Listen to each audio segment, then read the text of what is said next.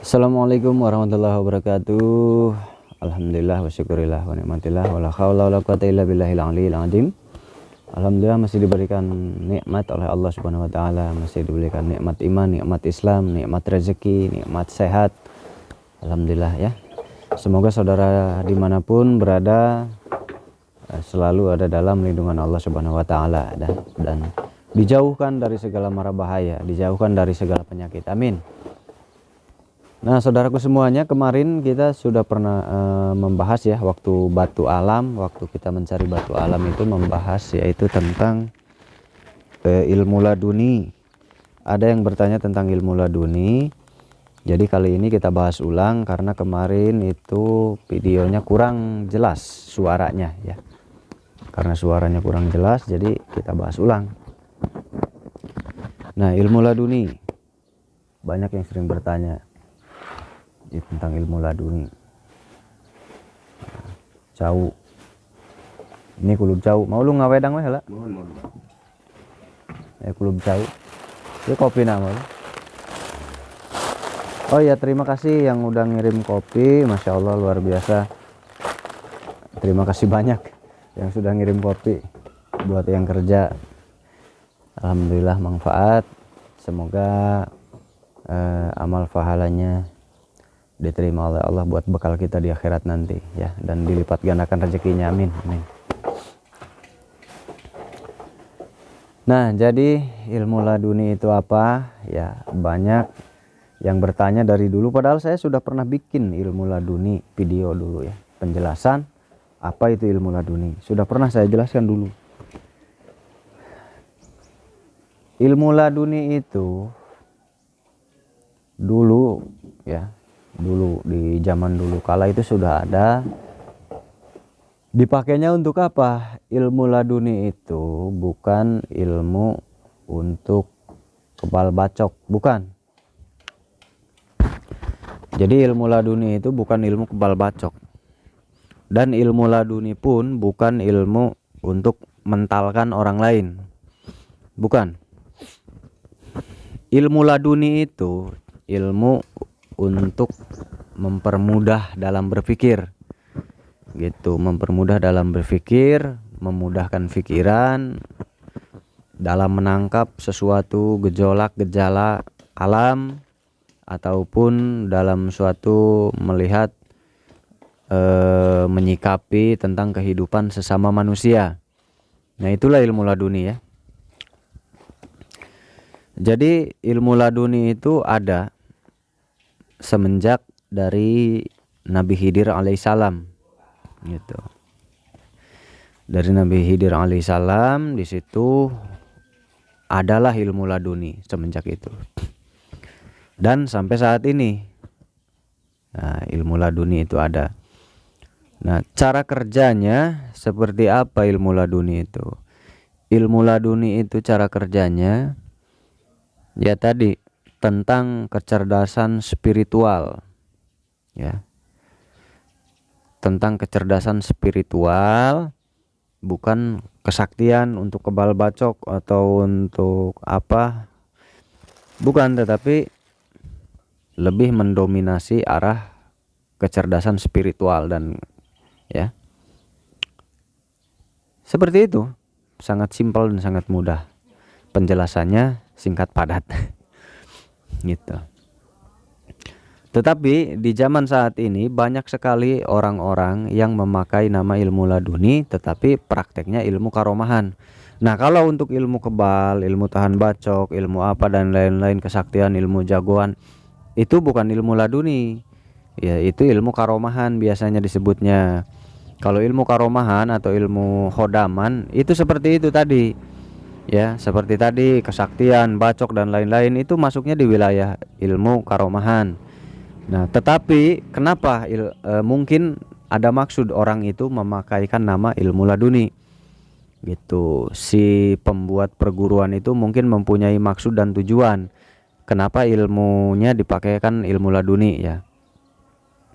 Nah, mungkin ada yang melihat praktek ilmu laduni itu dipakai praktek untuk kesaktian. Nah, saya jawab mungkin beliau itu atau dia yang menciptakan ilmu laduni atau menciptakan perguruannya itu suka dengan laduni gitu, suka dengan laduni. Atau mungkin dia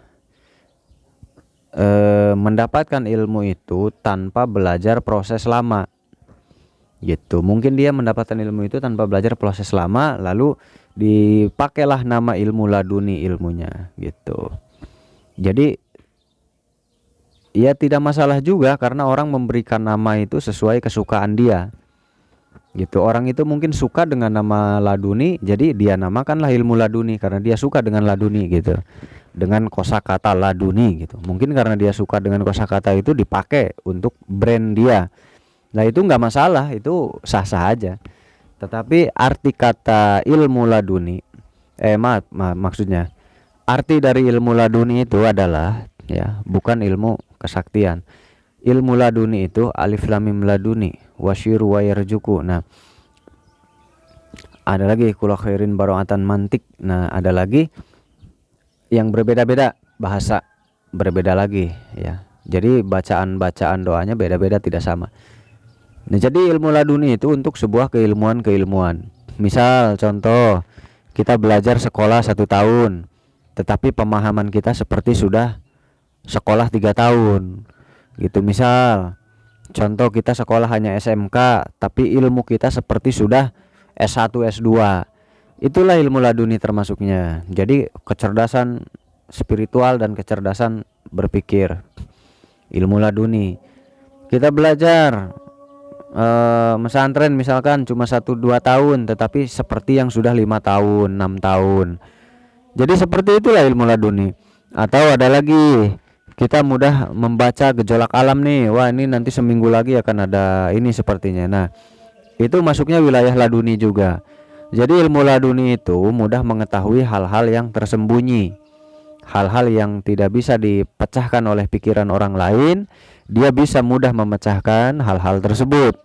Nah azan zuhur ya. Nah jadi gitu, ilmu laduni itu adalah ilmu untuk kecerdasan. Terkadang melihat sesuatu, menyikapinya itu dengan cepat, tanggap dan tepat gitu.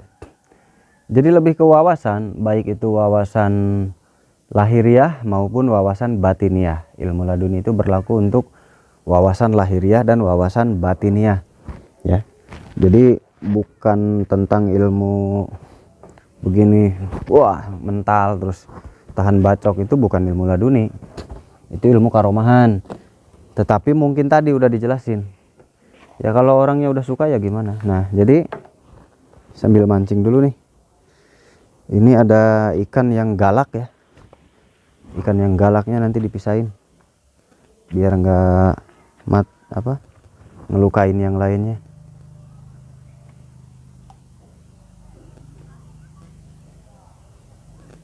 Ikan ini pinter ya.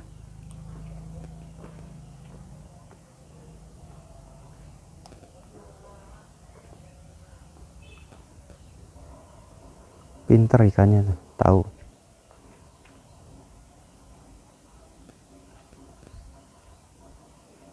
Gak mau dia.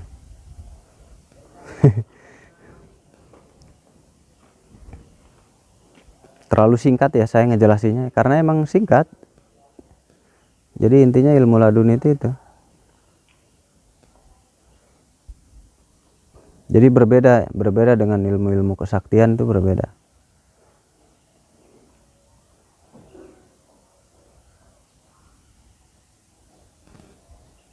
Gak mau dia.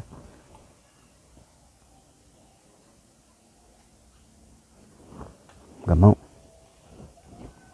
Udah pinter. Ada yang galak.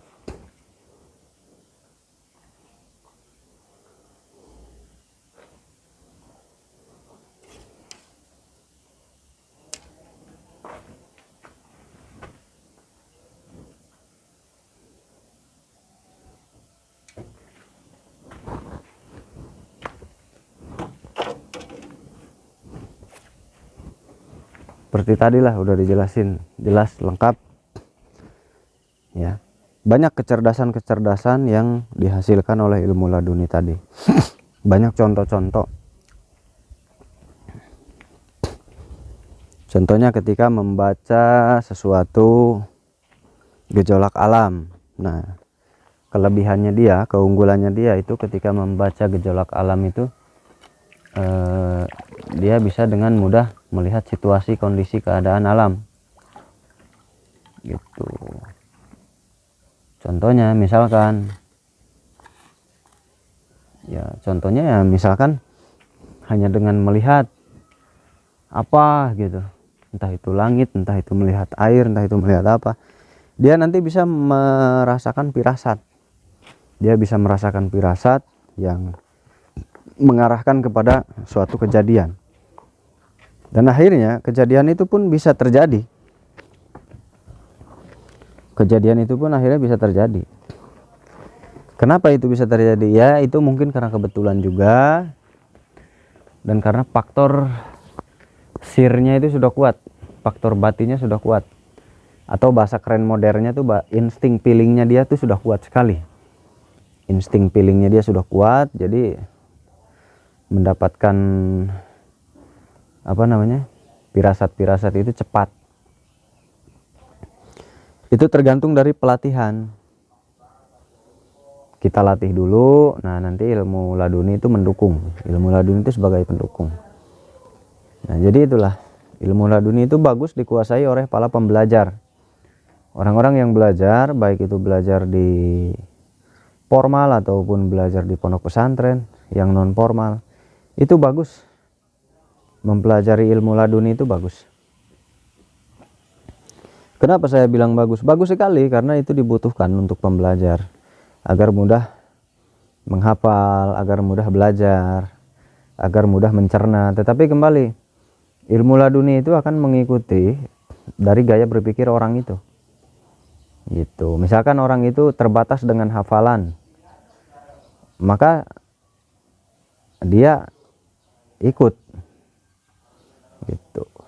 Jadi manusia itu terbagi begini, misalkan dia dalam menghafal sesuatu itu sulit, misalkan hafalan buku ya, pelajaran, dia sulit, tetapi dia ahli membaca situasi, kondisi, keadaan. Nah maka ilmu laduni akan ikut keahliannya, mempercepat keahliannya itu, dipercepat gitu. Jadi begitu cara kerja ilmu laduni itu, mempercepat cara kerja keahlian seseorang gitu. Kalau orang itu ahlinya bertani, maka dalam bertani dia akan berhasil, sukses, dan banyak wawasan dan pengetahuan cepat sekali gitu, meskipun orang baru. Nah jadi ilmu laduni akan selalu menyertai skill orang itu, akan mendorong, akan melipat gandakan sesuai hal yang dikerjakan, yang disukainya di bidangnya ya, di bidangnya. Itulah ilmu laduni kerjanya. Nah, ataupun membaca usaha, bisnis. Kalau orang itu suka usaha dan bisnis, maka peluang-peluang usaha itu, peluang-peluang bisnis itu akan dia mudah kuasai, akan mudah membaca peluang-peluang usaha, akan mudah membaca peluang-peluang bisnis gitu. Dan ilmu laduni itu diprosesnya agak cukup lumayan lama ya, memprosesnya cukup lama, lumayan, tidak sebentar, butuh proses yang cukup lama, lumayan. Butuh proses riyadhah agak beberapa waktu itu, misal 3 hari 7 hari butuh riyadhah seperti itu. Dan tetapi itu pun belum tentu berhasil. Ternyata itu pun belum tentu berhasil. Meskipun kita sudah riyadhah 3 hari 7 hari, itu belum tentu berhasil, karena sejatinya kita hanya berusaha sebetulnya.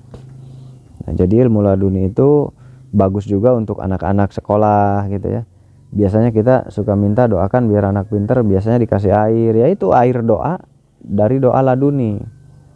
Air doa dari doa laduni. Tetapi kembali tidak bisa dipaksakan, karena manusia itu ada dua, ada yang mudah menghafal hafalan, ada yang mudah mempelajari kehidupan, ada yang mudah mempelajari bengkel, ada yang mudah mempelajari mekanik, elektronik, dan lain sebagainya, macam-macam. Ada yang mudah mempelajari resto. Jadi seanak itu tidak bisa dipaksakan, tergantung keinginan anak maunya mempelajari apa, maka dia akan cerdas di bidang itu. Nah seringkali kita anak itu diarahkan ingin jadi A, B, C, D, sekolahnya ke A, ke B, ke C, akhirnya nggak sesuai dengan sekolahnya. Ini banyak sekali terjadi, anak-anak itu bekerja tidak sesuai dengan sekolahnya. Kenapa? Karena tadi terkadang itu dipaksakan, dan terkadang si anak itu ikut-ikutan. Terkadang si anak itu ikut-ikutan, dan terkadang juga orang tuanya yang menginginkan gitu. Adik, tos saya mau ulung. Terus lanjut we. Mau ulung tos saya. Bising tecan aya pang masangkeun heula. Suruh masang listrik tadinya. Nah, jadi tidak bisa kita paksakan. Jadi jika kita ingin jadi orang tua yang baik adalah lihat anaknya maunya apa, kemana. Nah, kita berikan pengertian dengan baik. Kalau kamu ingin memilih itu, kamu harus jadi gitu. Kita arahkan agar dia jadi, kita support agar dia jadi. Terus kita juga tekannya apa? Ini pilihan kamu. Kamu harus betul-betul jadi karena ini pilihan dan keinginan kamu. Nah, kita tekan mentalnya. Cara menekan mentalnya seperti tadi.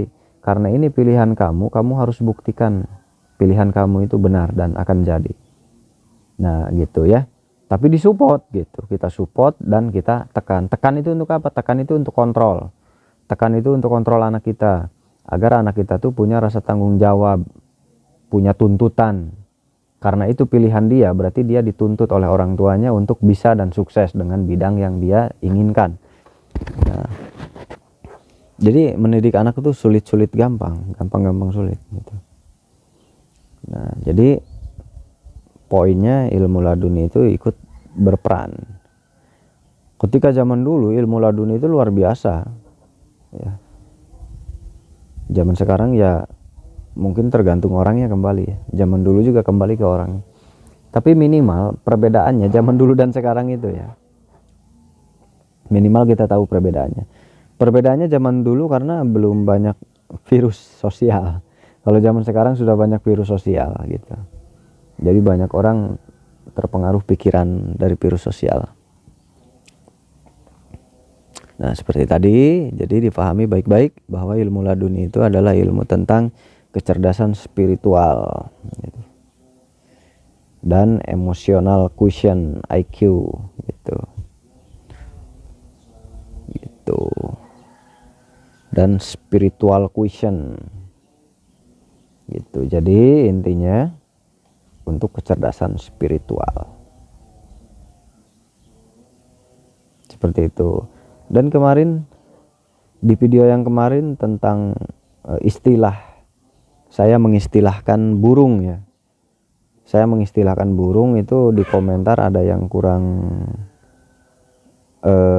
kurang mencerna, mungkin kurang memahami perkataan itu. Jadi setiap video alangkah lebih baiknya diputar-putar 3 kali, lalu sambil berpikir arahnya kemana ini gitu ya.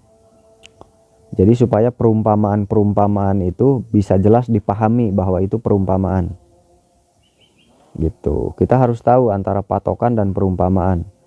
Patokan itu pasti, perumpamaan itu beda. Nah, itu harus dipahami nih. Yang kemarin membahas tentang burung gitu. Manusia dan burung, keilmuan dan burung gitu ya. Itu adalah istilah gitu, bahasa istilah. Ya, itu aja dulu mungkin. Nanti kita lanjut lagi karena mau sholat zuhur dulu. Nanti habis sholat zuhur kita lanjutkan lagi. Ini kepanasan ikannya enggak ya? Terima kasih ya yang udah ngirim kopi. Ini terima kasih banyak, alhamdulillah. Sangat manfaat sekali. Terima kasih juga untuk para dermawan di sana yang sudah bantu untuk pembangunan. Dan ini yang bikin pusing lagi nih air ya. Air udah ngebor dulu. Udah ngebor 1 kali. Di sini memang sulit air. 2 kali ngebor. Sudah keluar biaya 2 kali ngebor. Airnya memang di daerah sini tuh kering. Kita ngebor termasuknya bagus ya. Selalu ada air. Setiap ngebor tuh selalu ada air.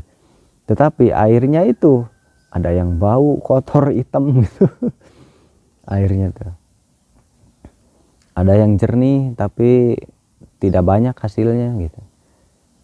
Ya, mudah-mudahan nanti agar santri terpenuhi air, nanti kita ngebor lagi, nyari lokasi lagi.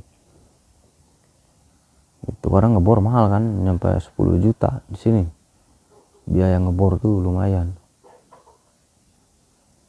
Buat pertanian juga mudah-mudahan bisa sambil bertani agar kita nggak serba beli gitu. Karena kalau serba beli kan mahal ya.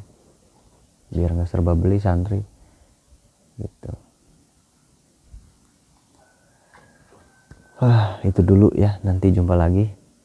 Terus didukung dan jangan lupa dibantu di subscribe gitu, dibantu di subscribe dan jangan lupa dibantu di share sebanyak mungkin setiap video-video. Ini kayaknya yang nge-share-nya sedikit nih, yang bantuinnya nggak apa-apa gitu. Kalau ada yang ikhlas dibantu di share semua video-videonya biar berkembang. Di share banyak, bisa di share di Facebook, bisa di share ya. Pokoknya dibantu di share kalau yang kasihan. Gitu. Nanti jumpa lagi lain waktu. Terima kasih. Sholat zuhur dulu. Assalamualaikum warahmatullahi wabarakatuh.